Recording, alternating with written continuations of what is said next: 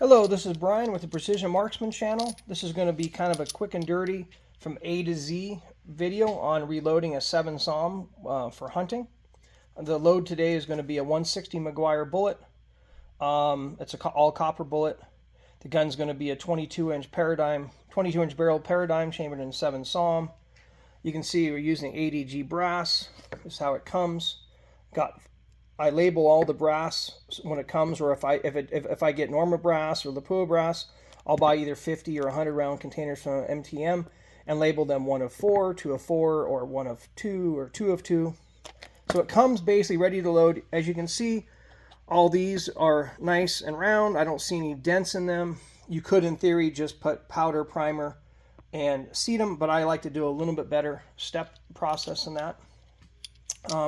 First thing you do when you get new brass like this, take your gun, throw it in the action, close it, extract it, make sure everything feeds, is functional. You don't want to load 50, 100, 200 rounds and then have everything not feeding and functioning correctly. So generally, new brass is set back 5/6 thousandths, so it'll fit in any SAMI case, any SAMI chamber. And there's two different gauges you can use. You can use a short action customs, which is actually has the chamber angle, the shoulder angle, and it has the caliber. It can be caliber specific or at least case dimension specific. Or you can use, if you're using the 7 Saum or 7 Mag or 7 PRC, use the 420, and this will measure the shoulder setback. You can weigh the brass if you're worried about it. I like everything within about 1%. So on a 200 grain case, that's 2 grains. But as you can see, these cases are very consistent. We got a 221.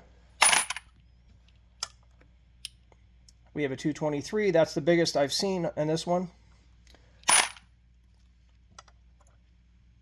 We have a 223. These are already been primed. We have a 222. And we have a 223. So in this box of ADG brass, I've seen kind of a maximum of about 2 grains. I'm not going to weight sort it for that. Also, the primer pockets and the flash holes seem to be really good. These are cut, they're not punched, so there's no need to trim them.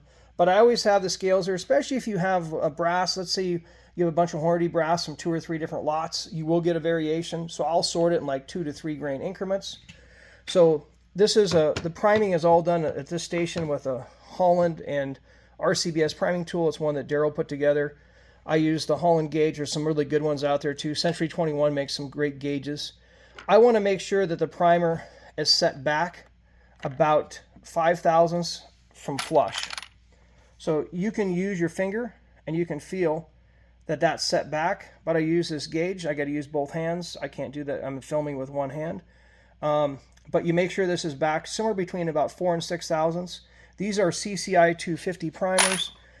Generally for the Saum or the 7 Sherman, especially for target shooting, I use the Federal 210 match, BR2 or CCI 200, or even the Winchester large rifle. I've had good luck with all. The CCI 250s and the Federal 210s give you a little more velocity, but you can also get a little bit faster to reach pressure. So generally for target shooting, I'll use the standard primers, and I might use the Magnum on really cold weather. Other priming tools that are really good is the Primal Rights tool. There's a company called Ugly Annealing, and they make a priming tool. I believe they're imported from Australia. Duraco Engineering. And then those are 2 that I really like. If you want a hand priming tool, the PMA tool is good. The Sinclair tool is good. Even the RCBS works well. When I go to the range, sometimes when I'm testing different primers, I might just take the hand tool. But here, this is more production. I got a 100 round drop tube. I have this primer sorter. It's an alpha, double alpha. They work really well. They got a battery in here, and it vibrates. You put your primers in there, close that, you vibrate it down, put the lid on, and then it has a 100 round tube. This goes in either one depending if it's small or large primer. This is a large primer. This is a small. The red ones are for the small. And then that connects to this little device here. And then I got my primer sorted. So let's say you want to chamfer the inside. These have already been done. I got a chamfering station over here. So this is I call it my case prep, where I do trimming, chamfering, neck turning, whatever. Really like the Lyman. It's really simple. This is set up for large rifle primers. So this is primer pocket cutter, deburring tool. This is a .082, is about how big those standard large rifle primer pockets are. This is for the small primer. This is like more competition. That's much smaller. I think it's about a .062.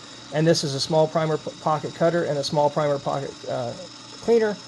So here is the cutter again for the large. This is just a cleaner that if you want the carbon out of it.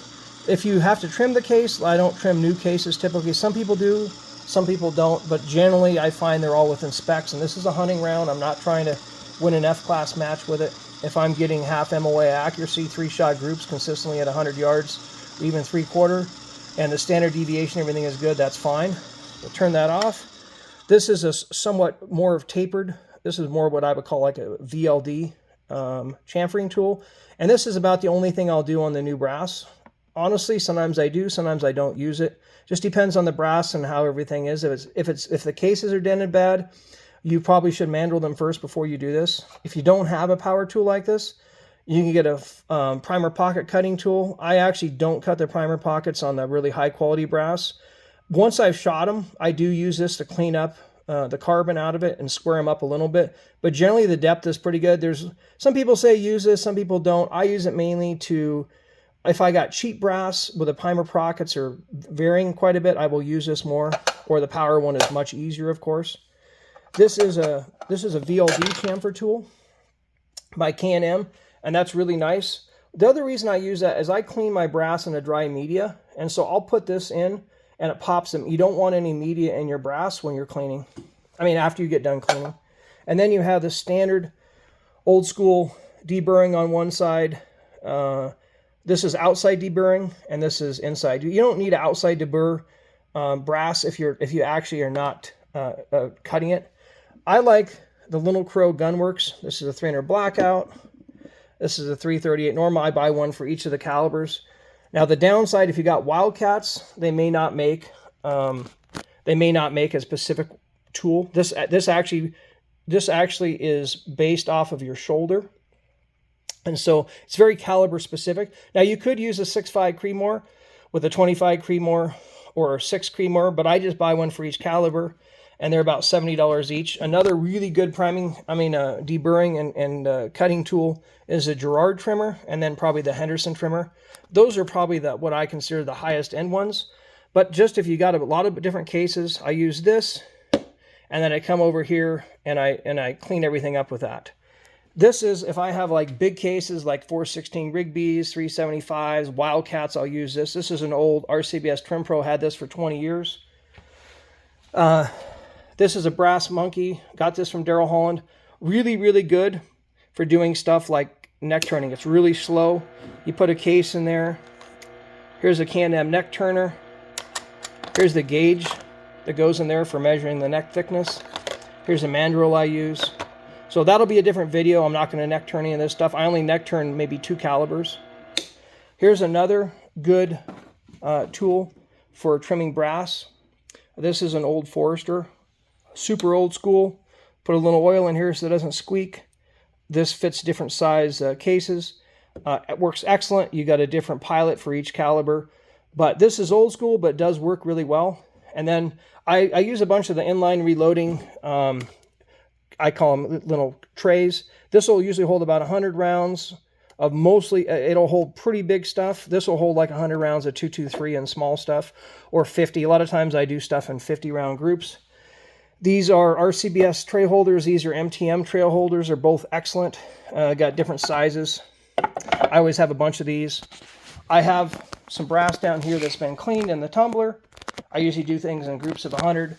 This is 100, 100, 100, 100. And I'll mix them. I'll put 2 or 3 different kinds in there because I like to do 200 to 300 at a time. So again, this is this is once time shot.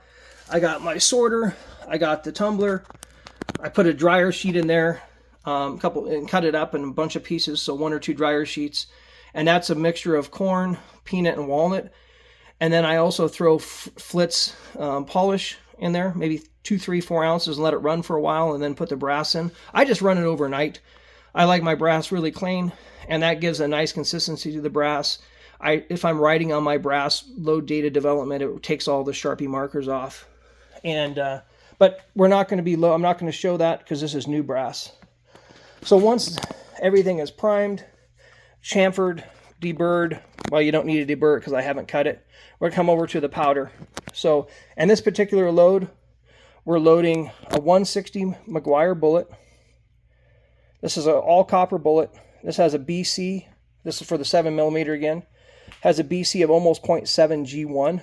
And if you want to calculate the G7, divide it by 2, which is 0.35, and then add about 3%, which is about 10. So you're about 0.36 for the G7, about 0.7 for the G1. Some guys say they're running more like a 675 to a 685, 690 on these, but regardless, it has about the same BC as a 180 Burger hybrid target. So, and you're getting more velocity. You're getting about 150 feet per second faster. So in this case, running a 22-inch barreled 6 Saum, decided to go with the n560. n560 kind of right on the edge. You definitely don't want to use like H1000 or, you know, like Reloader 33 or n565. That's just too slow of a powder for this cartridge. Those are better powders for like 7 PRC, 7 mag with like 180s. Other powders that I really like in this is H4831 Shortcut and Reloader 26. They're very similar in burn rate to the N560. Basically, N560 and Reloader 26 are almost interchangeable, and they're what you put in for powder. You can probably put about a grain more 4831 Shortcut. Of those three, 4831 Shortcut is considered to be the more temperature stable, and it's probably what target shooters would use. Guys that are hunting and want a little more velocity, you're going to use Reloader 26, or again the N560. Both of them are fairly big grained, kernels, and they are what they call like a double based. They're not a single base, so they're fairly hot. They're a little hotter, a little more temperature and stable. But if you want that velocity, I always test everything up to hot weather, and I always push everything at least 2 to 3% more than what my final load will be. And if I don't see any noticeable pressure at 2 to 2.5% more, usually I'm fine. I don't leave my brass out in the sun when it's over 100 degrees. Most of my shooting is between, say, 20 degrees Fahrenheit and, say, 80, unless I'm in Africa or something or doing some summer shooting. So I will test it, but I think some people put too much emphasis on the temperature sensitivity. Again, if you're right on the edge of being really hot on the loads, then yes, it's more critical. If you're trying to win a shooting competition, definitely go with the less temperature sensitive, which is more single base powders. So that brings me to N555 and H4350. Those are two really good competition powders and good hunting powders. They're both quite stable. I really like the N555. That's a great powder in the Saum or the 7 Sherman. I just did a shooting competition with the 7 Sherman. I used the N555. I wasn't getting the low SDs and the extreme spreads I wanted with N560 or N565. And since I'm shooting a shorter barrel, if generally you want to go with a little faster powder when you're shooting a shorter barrel. The longer the barrel, a lot of these guys are shooting 28, 30-inch barrels. Yeah, you can go up. You could probably run N565 in the Saum. But for hunting barrel, and this is what we're doing, a precision hunting rifle, it's a Paradigm with the 22-inch carbon barrel. N560 and Reloader 26 is the slowest powders I'd want to use. Same with this one. N550, if you're running like a 140 copper bullet, would be a great powder. You got to be. That's a very fast powder, and you could pressure out fairly quickly with a big bullet. Another powder that I really like, I have the 270 Winchester written on here. I use this in a 243 Acme Improved. I really like Stable 6.5. It's very similar in burn rate to the N555. These are very similar. I'd say you could probably put about maybe 1 grain more of this in, and this would be very similar, but maybe 1 grain less. So these three would be in the same category of kind of burn rates. N550 would be definitely faster, and then the 26, 48, 31, and N560. I don't think I'd use any other powders other than these, and this is probably the only ball powder I would consider using for hunting in this burn rate. But I know some guys online don't like, they'll say never ball powder. Well, I can tell you this is a very good ball powder. It's very good velocity. I get 3,200 feet per second with a 128 or 130 in the 270 wind. You're never going to get that with this powder or the 4831 shortcut. Very good extreme spreads and SDs.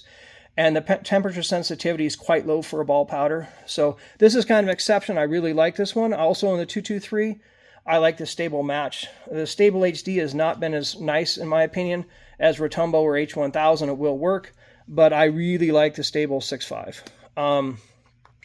Let's go over to the scales. I'm running, I guess what they call this, an Auto Trickler version 4.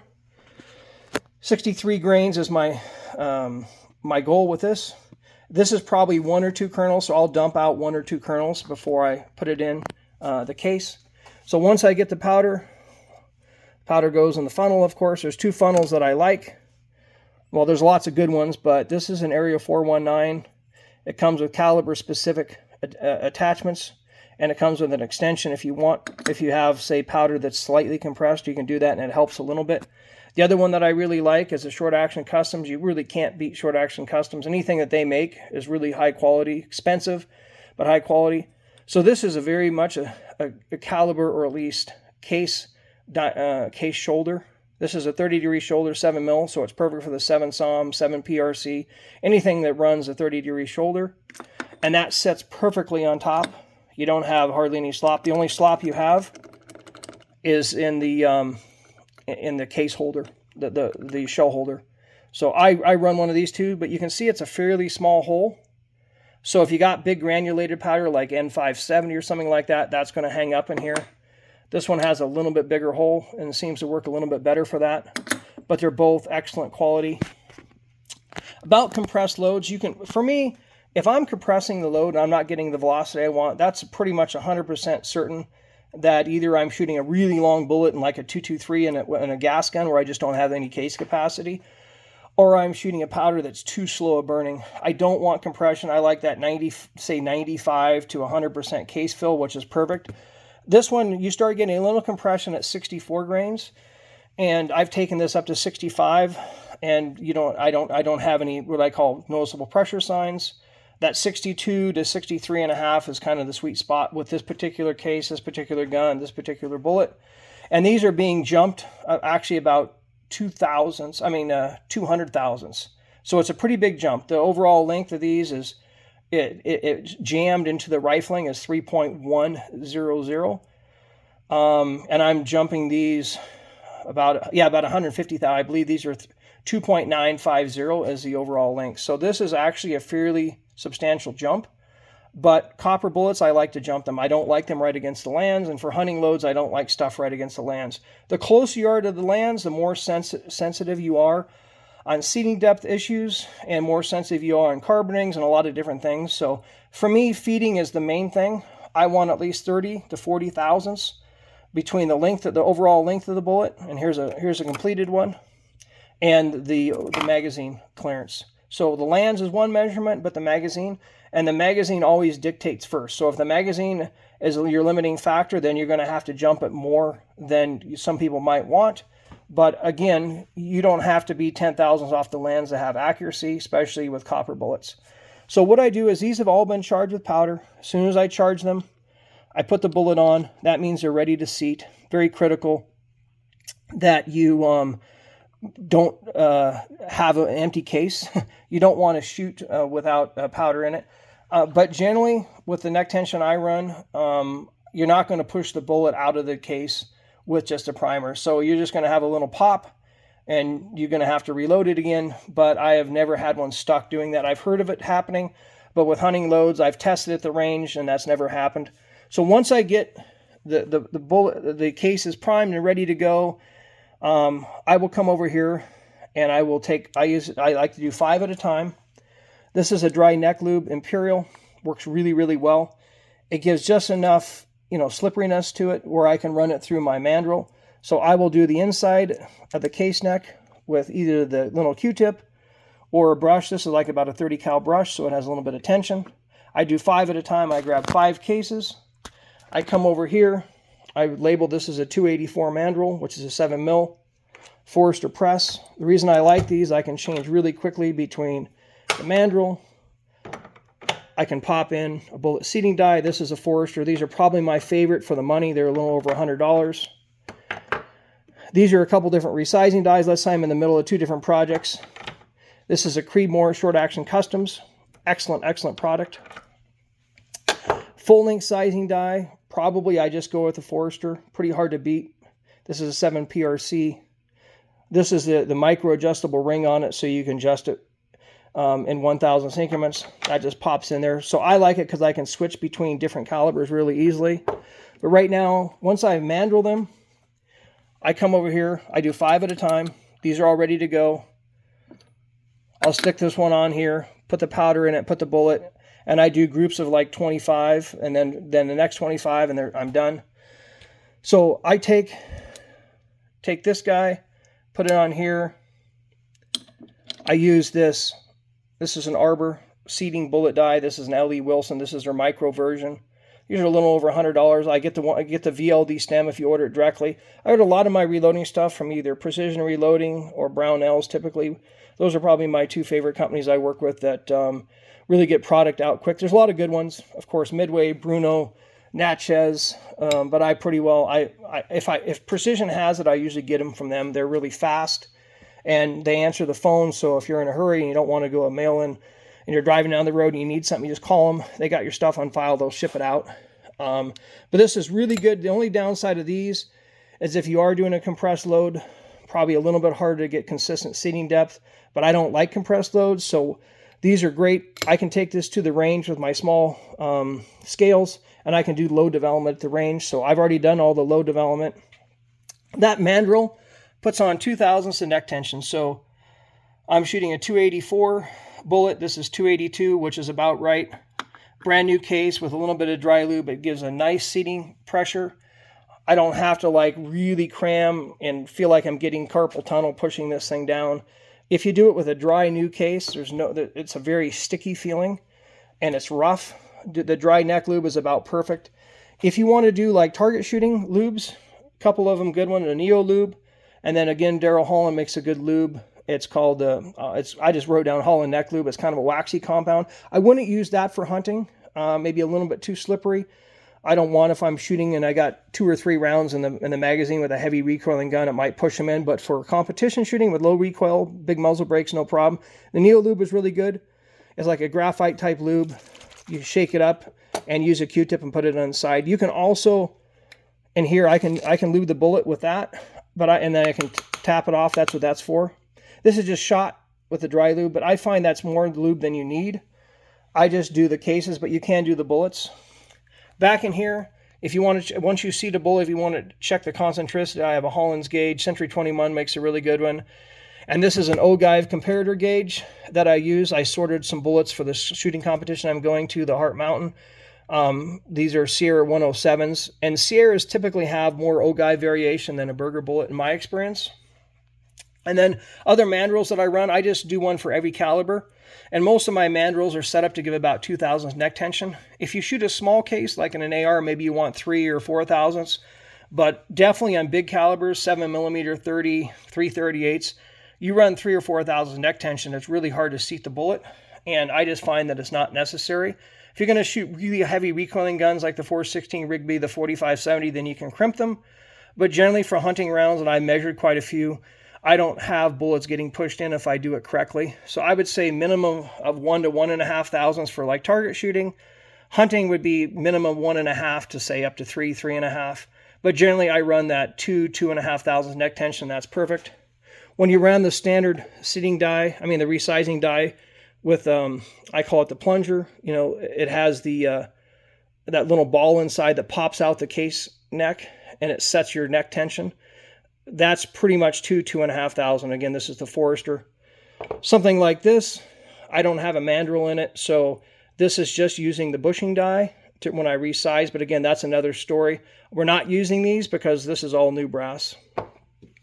So once the bullets are seated, I measure them. These are all going to be between about 2.950 and about 2.953. The tip variation that you do have some variation with the tip. So to double check, when I get a load that I like, I use a full bullet gauge. This is a 7 mil, and this is also a 7 mil, of course. Well, this is actually a Hornady, and this is a short action customs. So this is what we call an ogive gauge, and that's extremely consistent. Like without any powder compression here, everything's within a thousandths of overall. I call it BTO. So when I label everything, I got the short action customs BTO 2.088. I got the overall length on average is 2.950. That varies. I got the primer. I got the weight of the bullet. Got the weight of the charge. I got the date that I loaded it. I got the approximate velocity in new. And then on the outside of the box, I write down the caliber, the bullet again, the powder, the charge, the velocity, the BC. And so let's say you're in a hurry and you got this foam in here and you don't want to look it up. Close it. This is really nice when you travel, but I don't travel with 50 rounds. I typically will transfer this to like 1 or 2 20-round cases for traveling and label everything. But these are great products. ADG makes great brass. Yeah, I think that's about it. And this stuff will be ready for hunting this fall. Hopefully you guys found this useful. This is not really a totally beginner video, but it's also, I wanted it to go from A to Z so that you saw kind of how I do it and with new brass. So have a great day and good shooting to you guys.